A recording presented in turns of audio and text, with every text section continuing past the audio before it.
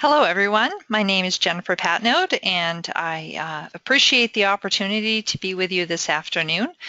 This afternoon's topic is related to the IEP, the Individualized Education Plan, how to develop an IEP that meets your child's needs.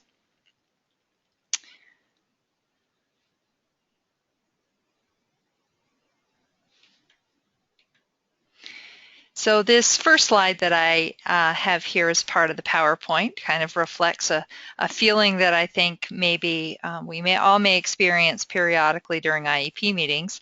I've often joked that there's as many acronyms as part of the special education process as there is, I think, in the armed services, and that can be really difficult to navigate sometimes. So sometimes the language that's connected with this process can be a little bit daunting, and so hopefully this afternoon's webinar will shed some light on that for you. And here's another slide that shows what we all can feel like as well after an IEP meeting with the amount of information sometimes that's shared. So once again, just a humorous way to begin to speak to the fact that we know that there's a lot of information that comes through as part of this process. So let's see if we can break that down a little bit. So the next slide here relates to what the purpose of an IEP is. And I think that's really important always to consider when you're preparing for or going into an IEP meeting. The intention of an IEP, as is depicted in this picture, is to level the playing field. And what that basically references is that a student who experiences an IEP, a disability, or your child that experiences a disability has equal entitlement to a free, appropriate public education as any other student. And so if your child experiences any types of barriers as a result of that disability, then this plan needs to carefully speak to how that playing field can be leveled so that they have equal access to an education that is appropriate. So what is an IEP? Well, an IEP is the plan or the program that is developed that ensures that a child who's been identified under the law as eligible receives, and I've underlined some keywords here, specialized instruction and related services.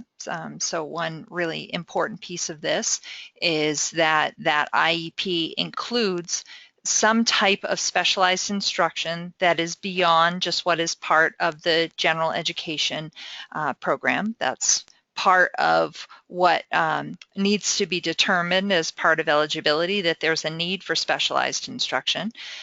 Student may or may not need related services, but specialized instruction is something that must be included within an IEP, and that needs to occur within the least restrictive environment, which basically means that instruction needs to happen in a learning environment that is most typical and most closely connected with the general curriculum to ensure equal access. And I've already mentioned that. I'll probably mention it quite a few more times, that the idea is that your child has equal access to education and learning, so that there is no denial of any educational opportunity or right that would be otherwise offered to a student without a disability for your child who has a disability.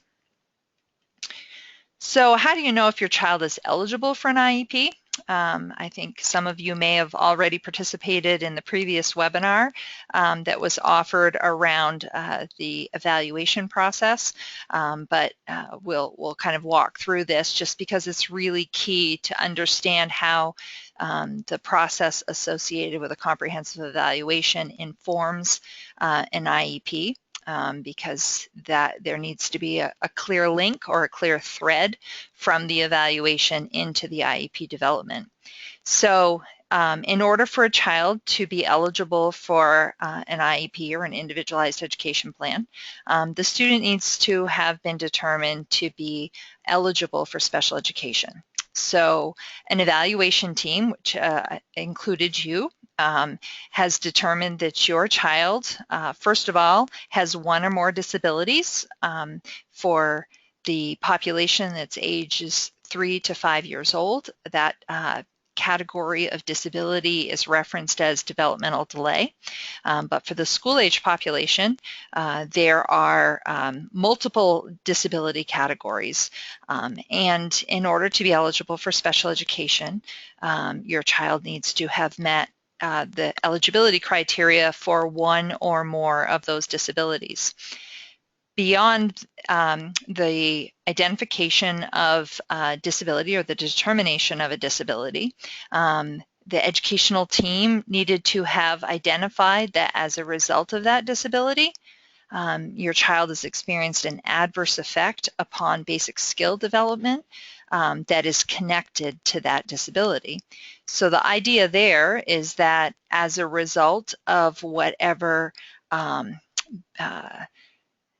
characteristics are associated with that disability, that it has adversely affected the ability to develop a basic skill in a typical way. And the reference to the basic skills that are referenced there, you can think about them generally as being related to reading, writing, math, and oral language, but the actual breakdown of those basic skill areas is a little bit more specific. So for reading, you would need to see if there was a tie between the determined disability and reading skills, reading fluency, reading for a specific learning disability, reading comprehension, written expression, math calculation, math problem solving or math reasoning, oral expression, or listening comprehension, or motor skills. So there's a number of basic skill areas, and the team just needs to find a connection between the disability and one of those basic skill areas. But that's really key because that helps to really lay the foundation for that need for specialized instruction, which is the final kind of gate. It's often referenced as a gate or the final area for determining eligibility. So the disability has had an adverse impact upon the development of a basic skill area, and that then may result in a need for specialized instruction that exceeds what's available within the general education continuum of supports. So there's a recognition that as a result of that, the characteristics of the disability, how the disability interferes with learning, or the basic skill area that's been impacted by the disability, that there is a need for some type of instruction that is beyond what would be typical as part of general education continuum of supports. So a team, as I mentioned, which would have included you, has already made a determination that your child has a disability which has adversely affected a basic skill area, which has resulted in a need for specialized instruction. And therefore, there's a need for the development of a plan that reflects exactly how that specialized instruction is going to be delivered and any other accommodations or services that are going to be necessary in order for the student to have access to learning. So I reference this kind of, or I think about it like a thread, or the thread of special education, because the information that is gleaned from the evaluation that I just referenced should then be used to inform the content of the IEP, from the present level section all the way through to the goals and services. So there's three major questions that an IEP team wants to consider when developing an IEP. And the first question is, what do we know about the student? Or for you, what do I know about my child? And there are several sections of the IEP that allow for space to document exactly what is known about the student in general, and then very specifically related to their current levels of performance. The second question that is to be discussed in an IEP meeting is, what are we going to do to help the student? And in that section, you'll be talking about the services and accommodations that are necessary for your child to be able to access general education and any other aspects of learning that they're experiencing. And then finally, how will we know if it's working? And that question is specifically related to the goals and objectives that will be written, which will serve as kind of the benchmark for progress. So to kind of start out generally, I've kind of laid out this PowerPoint in order of how you would see the different parts of the IEP. If you were to kind of flip through your child's IEP, you would see things in this order that I have things laid out. So the first section is of the IEP, or the first part of the IEP, is the cover page. And while sometimes we just glance over the cover page, there's actually some really important pieces to the cover page that I want to draw your attention to. And the first thing is the required IEP team members. So I've actually just done a screenshot here of just, it looks like about half of the section on the cover page that relates to where you will see that the IEP team members are documented. And the reason for that is because this particular section identifies exactly which team members are required to be part of the IEP development. There's a section below what you can see here. There's usually, you can't see the line here, but below the bottom box, there's usually a solid line. And below that, there are other lines that say name and ask for the person's particular position or association with the child. Anything that falls below the boxes that you see here are not team members that are required. So there's obviously people that will come to the IEP meeting that have good knowledge of your child, that have a lot to offer the IEP development, but they're not necessarily the required IEP team members. What you see here is a list of names and positions of those individuals that must be part of the IEP development. So you can see that the top line is designated for parent, guardian, surrogate, or adult student. So once students turn 18 years old, unless a guardian has been designated for them, they will be responsible for making their own decisions related to special education. But prior to that, that line is specifically for the family member that is responsible for the student. The second line says student, and then it says when appropriate, and I should say they are in the section that has to do with required IEP team members, but for many students, little guys, they're not always part of the IEP development, but it's kind of a statement of respect there. I think that the student has their own line, and certainly as a student is able to participate, it's often a good idea for them to participate. So that they have a good working understanding of their own IEP. The third line is for the local education agency representative, often referenced as the LEA. And we usually think about the LEA as being the individual who is in a position to be able to make decisions regarding allocation of funds or making decisions.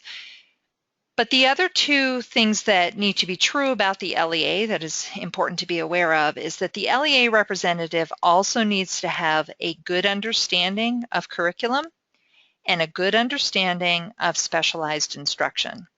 So there's really kind of three different parts to that role. Generally, that is the administrator of the building, but an administrator can designate another staff member to serve as LEA representative in their absence. The next line is the special education teacher or service provider. General education teacher follows that. The general education teacher needs to be different than the special education teacher. That can't be the same individual. The special education teacher, that role is really specific to the person who has the knowledge of specialized instruction and the knowledge of the disability and the disability impact. The general education teacher is the individual who has the knowledge of the general education program and curriculum. So that can't be the same person for both of those lines. If your child has more than one general education teacher, then the general education teacher that should be designated there should be the teacher who is responsible for the instruction that is most closely related to the child's disability or to the area of adverse effect. Sometimes that's multiple areas. You know, the child may be experiencing equal challenges with both math and with literacy.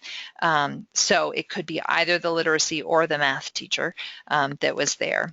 But there definitely needs to be a strong connection between the general education teacher that is listed on that line and the student's disability area.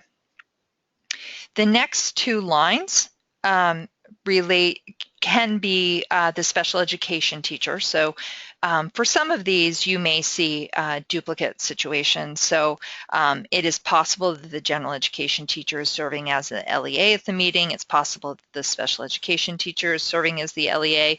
And oftentimes, the special education teacher is the individual who can interpret the instructional implications and the individual who can conduct diagnostic examinations, because typically special education teachers are also the individuals who are the ones that are conducting evaluations within a school building.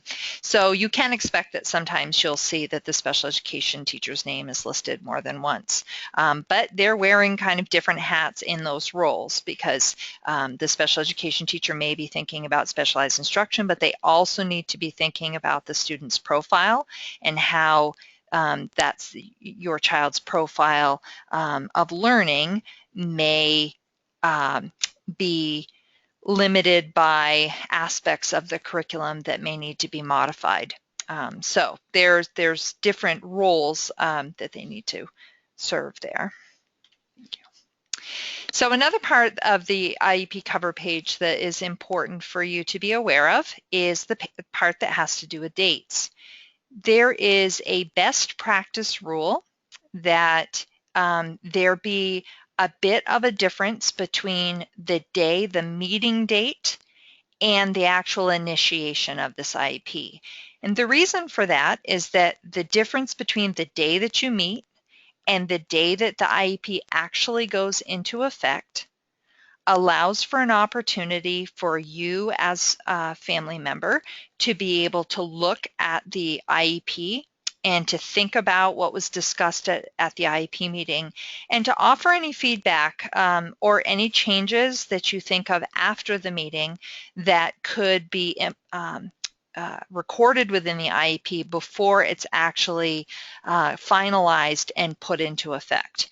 After once the IEP is initiated, any changes to kind of the meat of the IEP, to kind of the substance of the IEP, would need to go through a process of either a revision or an amendment for changes to happen. But during the period of time between the meeting and when that IEP initiates, the IEP is actually at that point in draft, which means that it hasn't actually gone into effect. During that period of time, there should never be a lapse in services. And how that's covered is by the prior IEP. So the prior year's IEP, the one that's about to end, should always go through this period of time. So I have an example that's listed here that hopefully will explain a little bit further what I mean by that. If an IEP was developed February 15 of 2015, a new IEP meeting needs to happen by that date the following year. So an IEP meeting needs to happen by February 15th of 2016. That's to hold the meeting. But if you look at the initiation and duration of services of the previous IEP, it actually initiated on February 25th of 2015. So you'll see that there's 10 days there that's built between when you had the meeting date and when that IEP actually went into effect.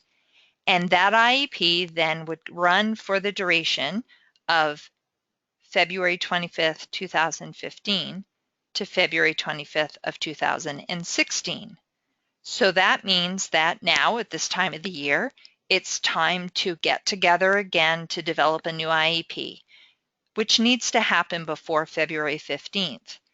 But this previous year's IEP is going to stay in place until February 25th.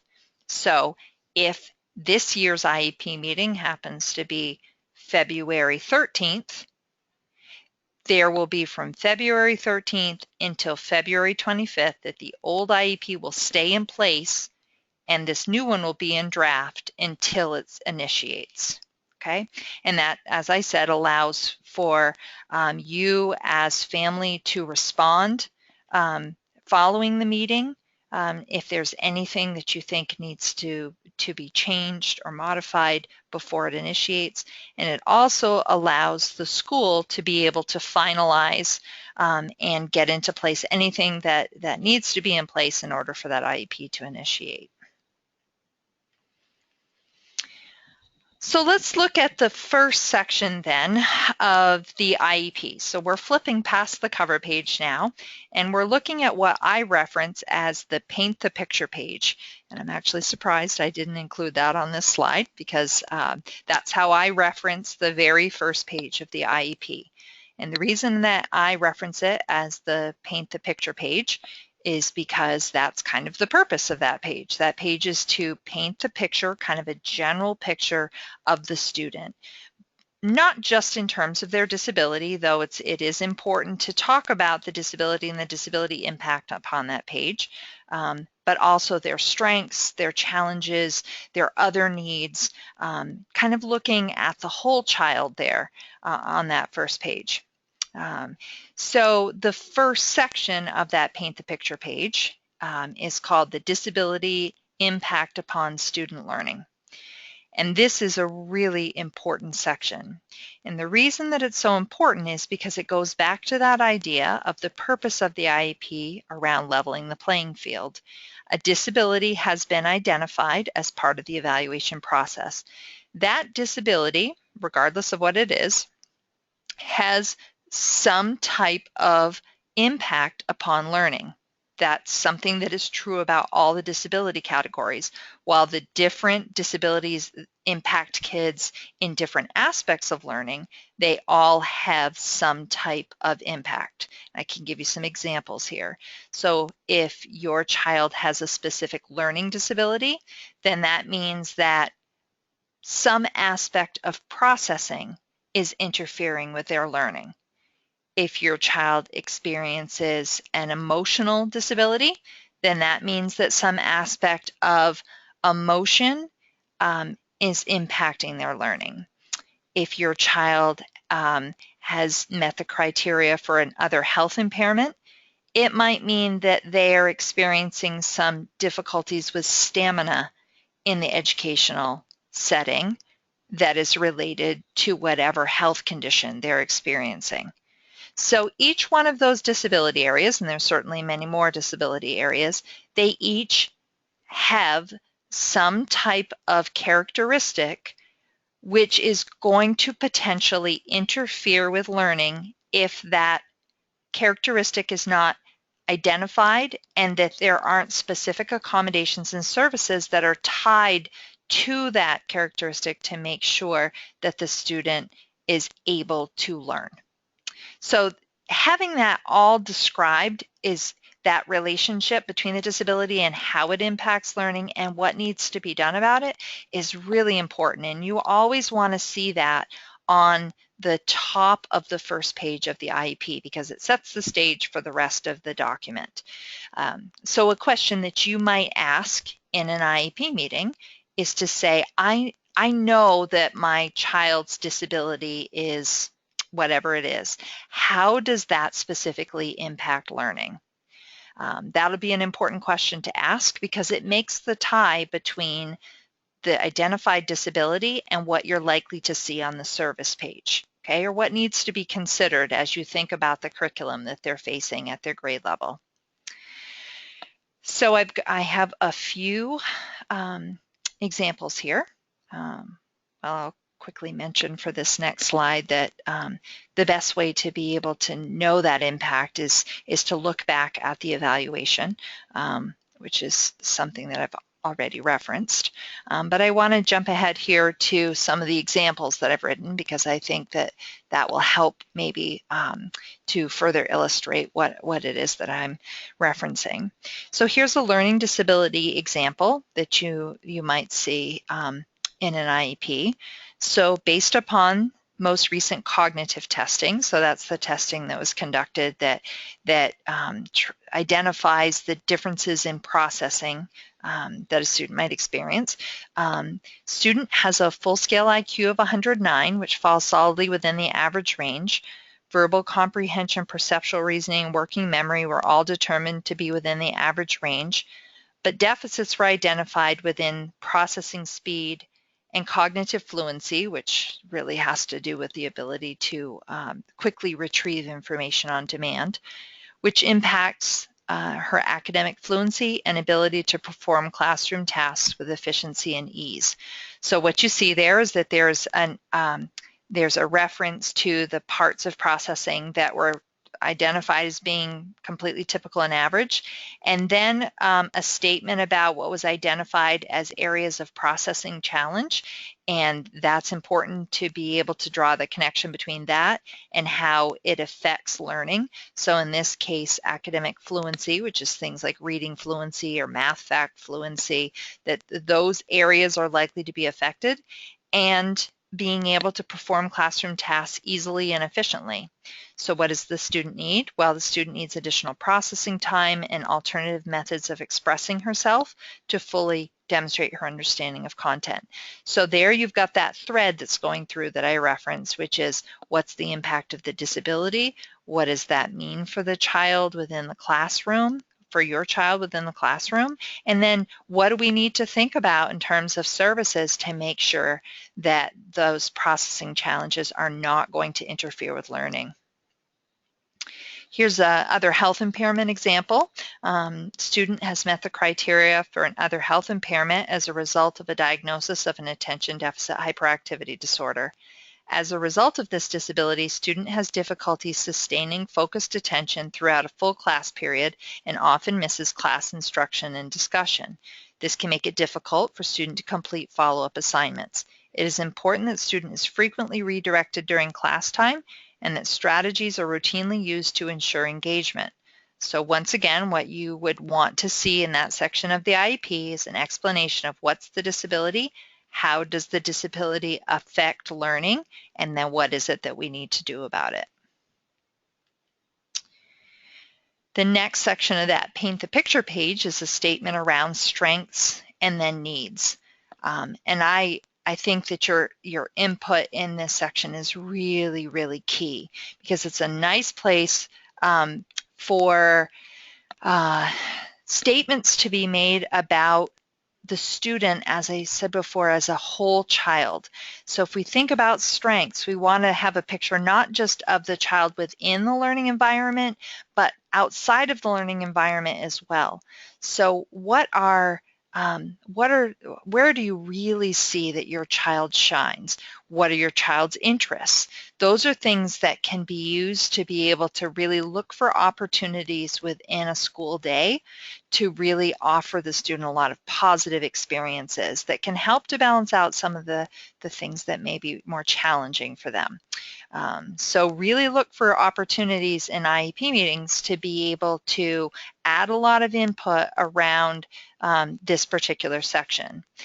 So the needs section, it is really meant to identify those areas of academics or those areas of related services that are necessary for the student to receive some additional specialized instruction so that they're getting some of those additional pieces of instruction that they might not otherwise receive within as part of their general education curriculum. This section, as I mentioned, should provide the foundation for services. So if you've identified that your child has a specific need for specialized instruction, it's really important that there's a statement in this section that explains why that specialized instruction is needed. And that will be threaded through into the services page.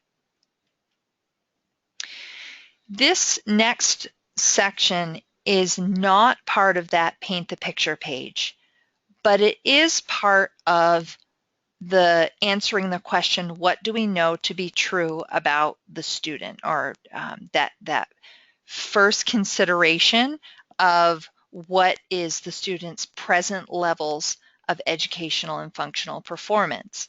So a few years ago, the IEP was modified a little bit to have two different sections of the IEP speak to present levels. There's the paint the picture page that I've been speaking about before. And then there's this section, and I call it the present level boxes, and they're not actually boxes on the IEP document, but they're 4 different sections. Maybe a better way to think about it is the 4 present level sections. And this information that I'm about to speak through, you'll find in the goal area of the IEP. So where you see the goals and objectives, you should also see statements that relate to the student's present level. And the purpose of this is to be able to indicate where the student, your child, is currently performing. So before you make decisions about where you want to see them performing in a year or throughout the life of the IEP, you want to have a really good understanding of exactly where you're starting from. The first part of that section, you're going to see a heading of standardized testing. Now, this particular area may not reflect where the student is right now. It's really meant to reflect where they were with their basic skills at the most recent formal testing that they experienced. So it might be the most recent comprehensive evaluation that they went through. Oh, I just realized that still says kneecap. I need to change that because that should, the kneecap, except for in science, is the old assessment that we were using before the Common Core, which is the curriculum we're using now. So you'll hear a reference now, or you might see a reference there now to the SBAC, because that is the assessment that is now being used in place of the kneecap. I apologize for that. So anyway, the purpose of that area is to just provide information that is kind of the foundation of why the specialized instruction has been identified. You'll also see in that section a Common Core standard, and that kind of indicates in that basic skill area, if it's reading skills or math calculation, what is the student facing right now at their grade level, okay? And then there's these, the educational and the functional boxes or areas, sections of the IEP. And they're both very important to focus on. The educational performance area, under that heading, you should see some very specific assessment information about where the student is performing right now. Sometimes we refer to this as the baseline. It's kind of the starting point for the instruction. So instead of a statement like the student's reading skills are below average, you want to see a statement that says something like the student is currently able to read at a grade 3 level based upon a recent reading assessment, because that says that that's actually the starting point, you know. Or maybe this your child is currently able to read 15 sight words. That lets you know in a very measurable way exactly where they're starting from. So that's another area where it may be important for you to ask the question during an IEP meeting, what exactly do we have for evidence as to where we're starting from, what my child is able to do right at this time in this basic skill area. And then the functional performance is a statement that's related to the educational performance, but it's kind of more directly related to why it matters that you're working on it in terms of specialized instruction. So how is the student's basic skill challenge affecting them in their day? So if your child has reading challenges, I gave you an example of, say, that they're reading a certain number of sight words, or they're reading at a certain level, and that is not at grade level, then you want to say how that's likely to affect them. So if they're reading at a 3rd grade level and they happen to be in 5th grade, how that might functionally affect them is that they're not able to easily read text at grade level, which may mean that they have difficulty with the homework assignments that would be provided to them unless they receive some type of modified text or some type of other electronic means of listening to text versus having to read it to themselves. If they're experiencing reading fluency challenges, that might mean that they functionally resist reading for pleasure, or it might take them 2 or 3 times as long to do a reading assignment. So that's the connection you want to see. Where are they performing right now in the educational performance area, and then how is that affecting them? Another common thing to see in the functional performance area is statements around behavior. If that difficulty in that educational area, that basic skill area, is creating frustration for the student, then that might result in them being resistant about completing homework or completing work in the classroom. So that would be a good place to document that, so that you would understand that that's something that you need to think about when you're supporting them.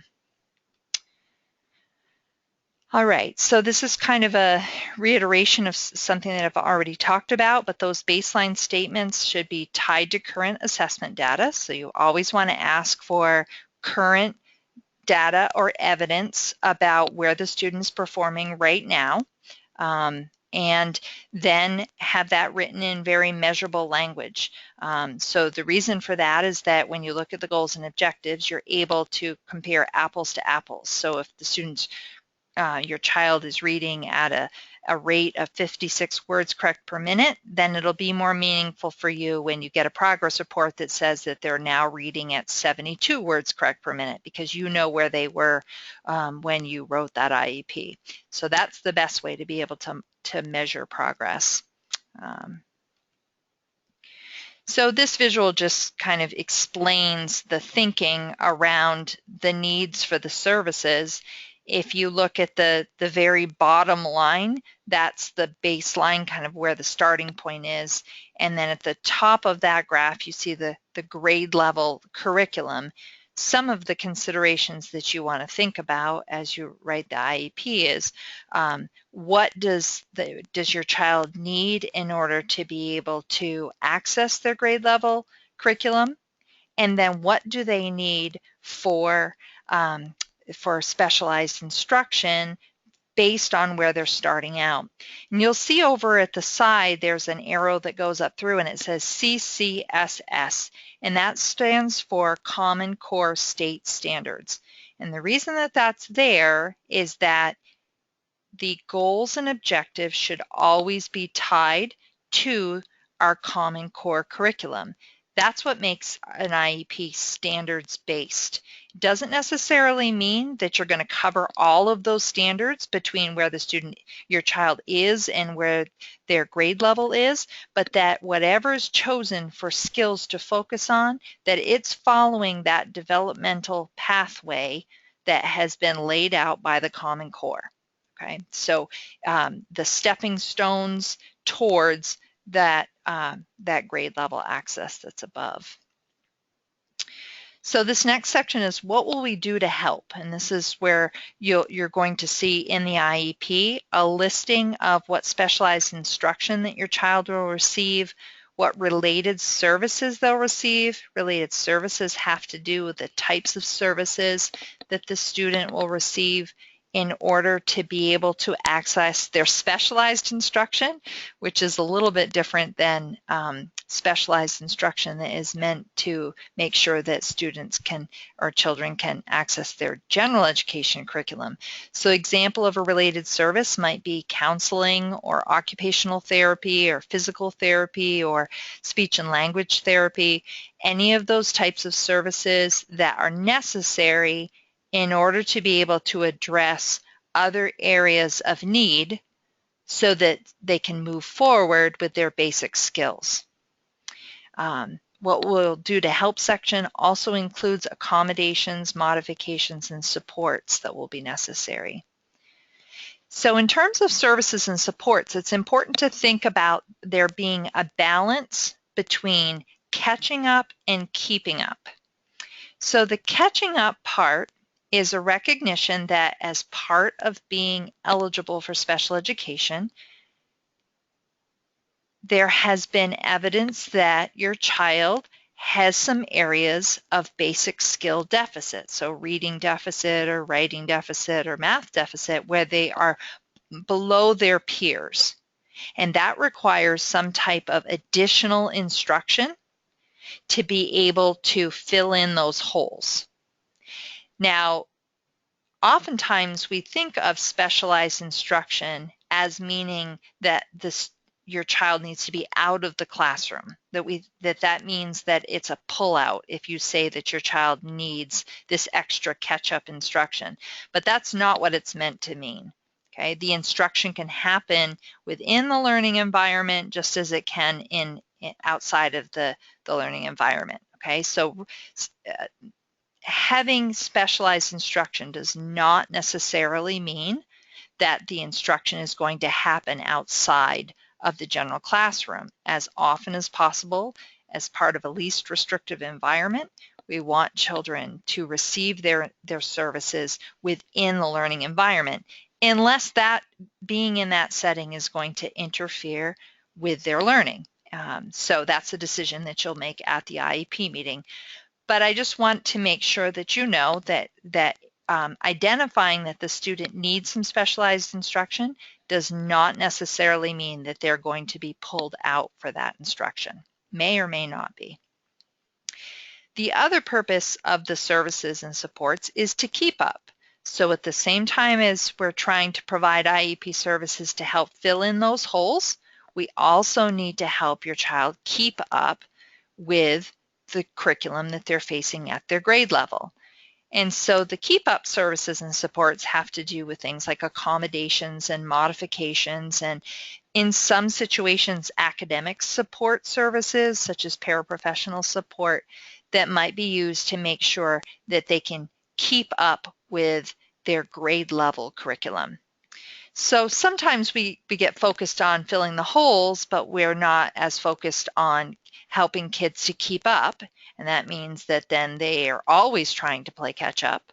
Or we get really focused on trying to help kids keep up in class, but we're not necessarily filling in those holes. So when those supports go away, they still have those skills. We need to make sure that we have a balance between catching up and keeping up.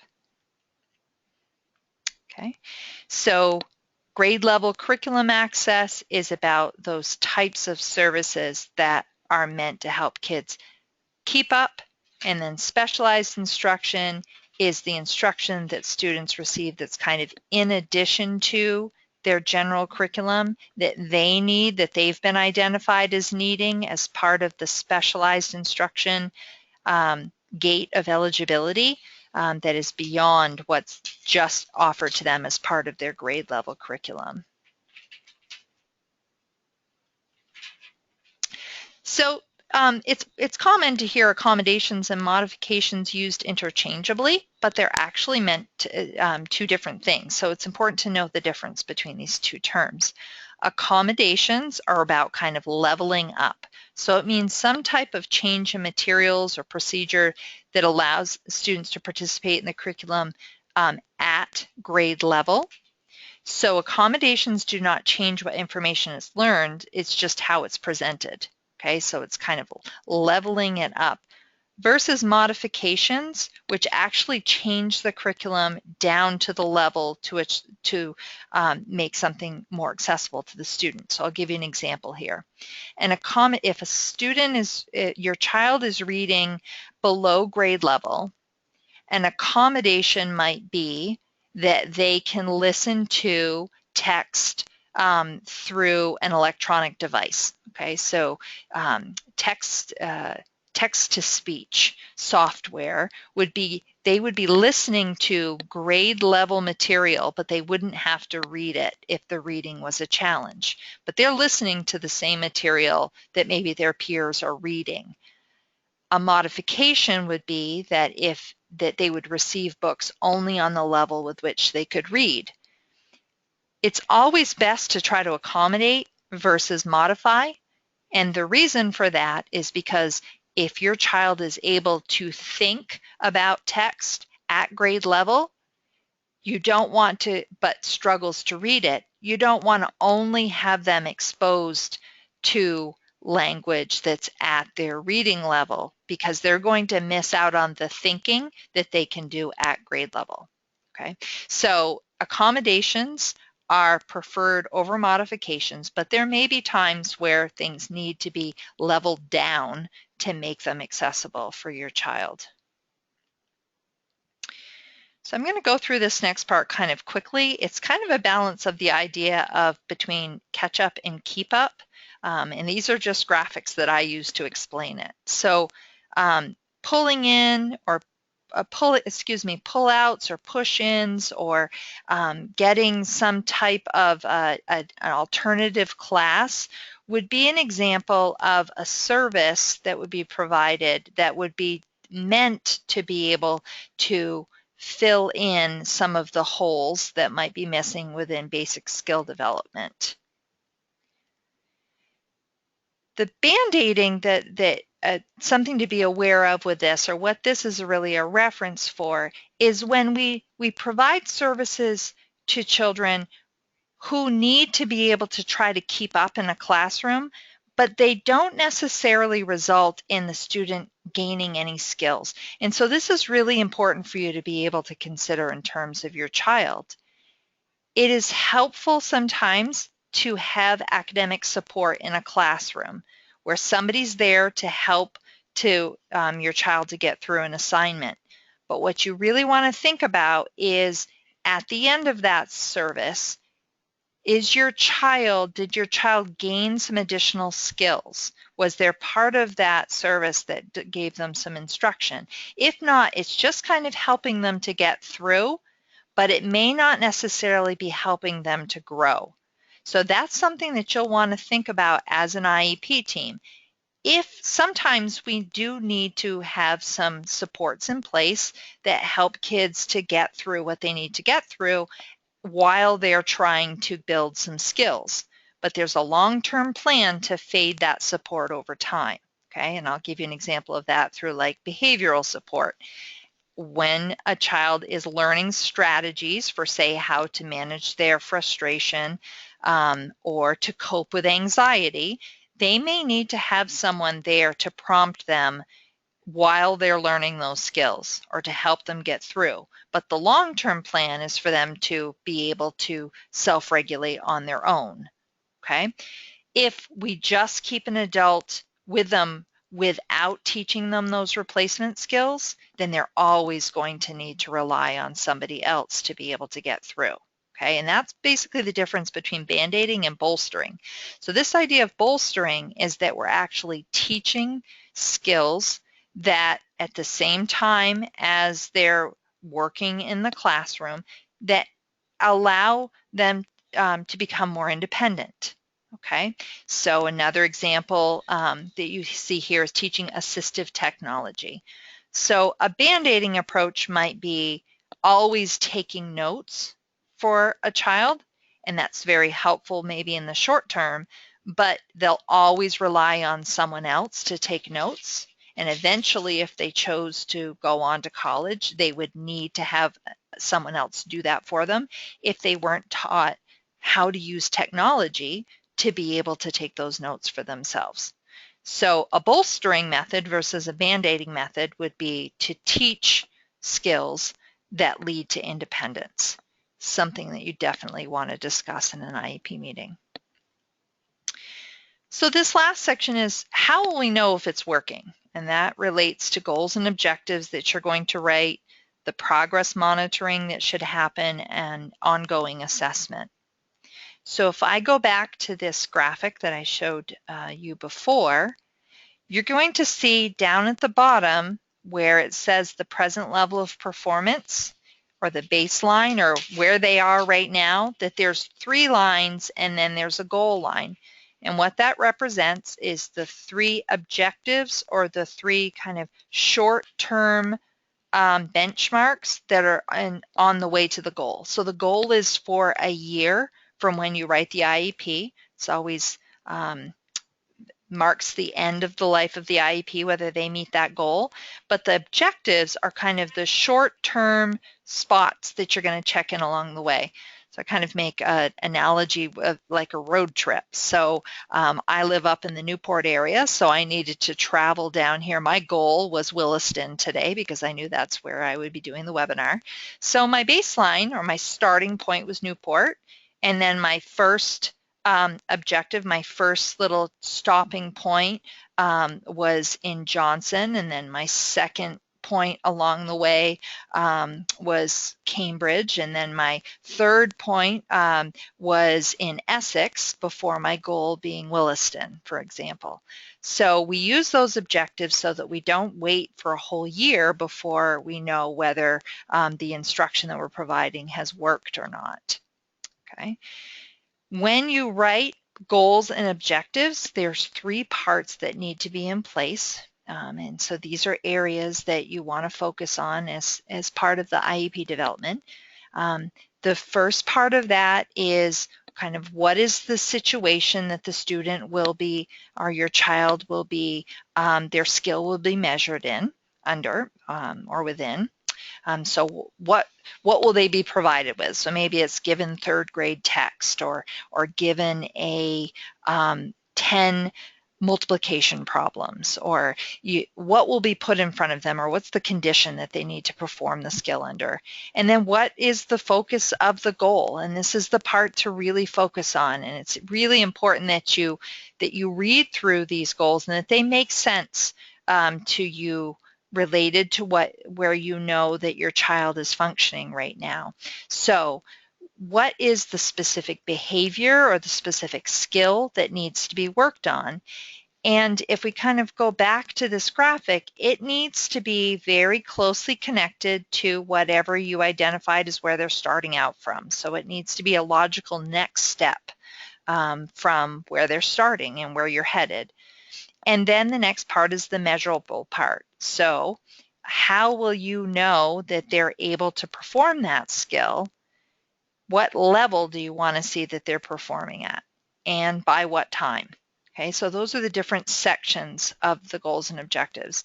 And I didn't put this on the slide, but it's really important that you always think when you're looking at your child's goals that they're measurable, that it's really clear whether they're meeting it or they're not meeting it. You can measure it. That it's functional, meaning that it's leading towards something that is going to be important for them in their future, and that it's appropriate, that it's right on target with where they need to be. Okay. So the progress monitoring part of this is really important, because this is where you get the information about whether the specialized instruction, the way that you've written it out on the IEP, whether it's working or not. So you should receive progress reports periodically throughout the school year. Generally, that happens during when you receive a regular report card, but it might be a different time, but it needs to be as frequently as your child's report card comes home, that you are going to get information about how they're coming towards their goals and objectives. Okay, and when you're at the IEP meeting, some of the things that you want to hear discussed is who is going to be responsible for collecting data and what they're going to use to be able to make decisions about whether progress is being made.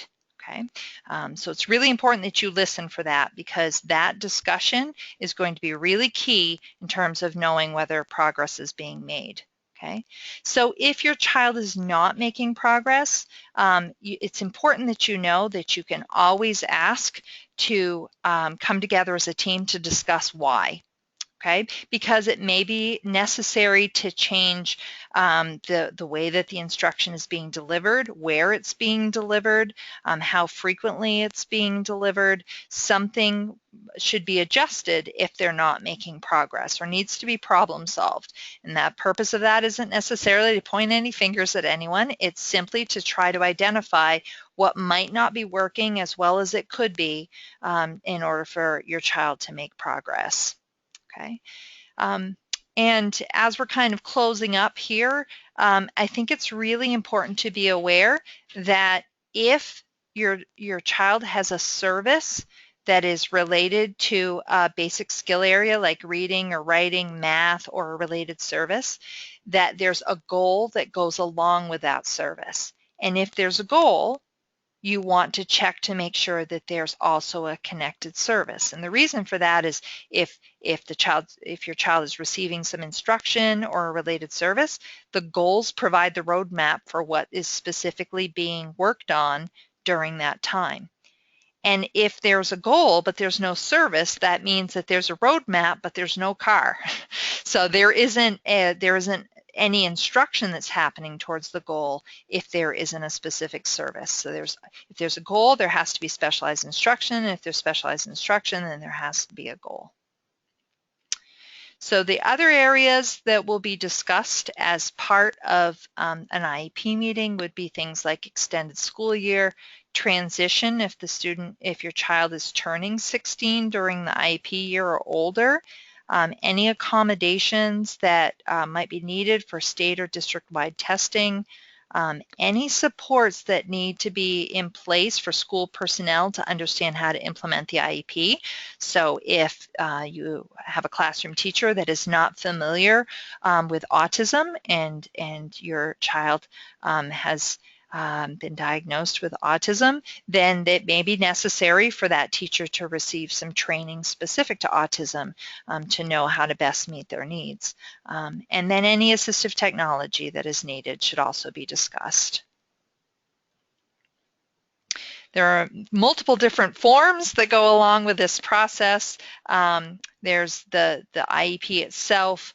There is a form that allows a required IEP team member to be excused from an IEP meeting if they are not able to attend, and that requires your signature as the parent or guardian so that you're aware of that.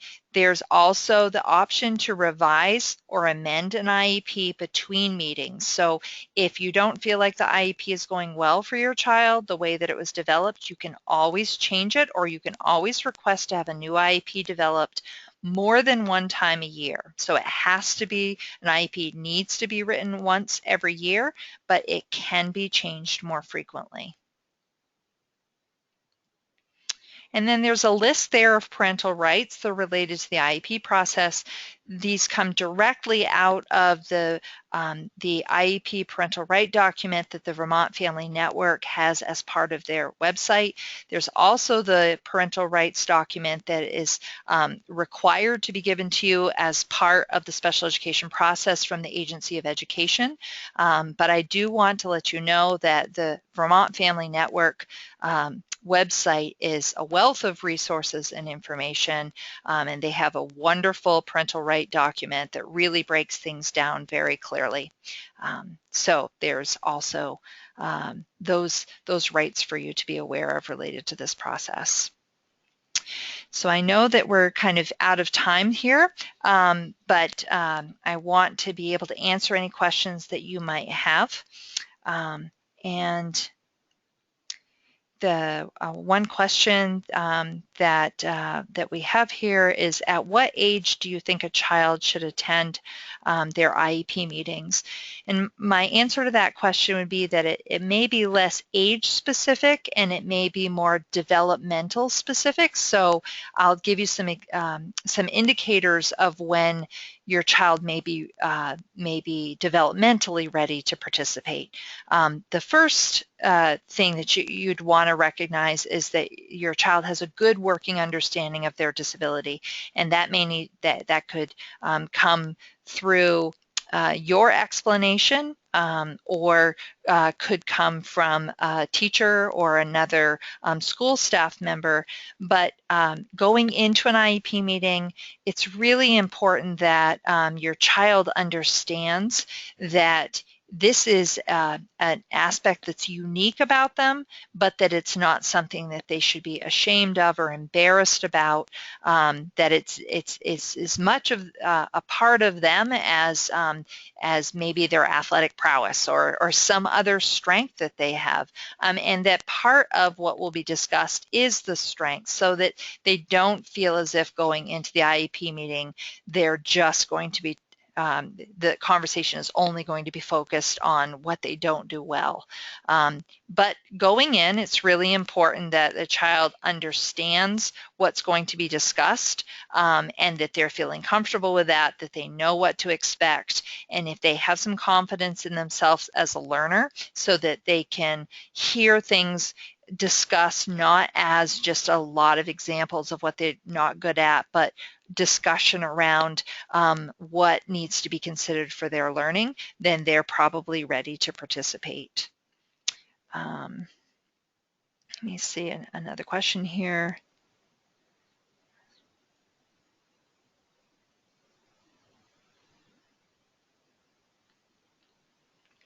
My child's disability has been identified as an emotional disturbance, and I think it's really a specific learning disability.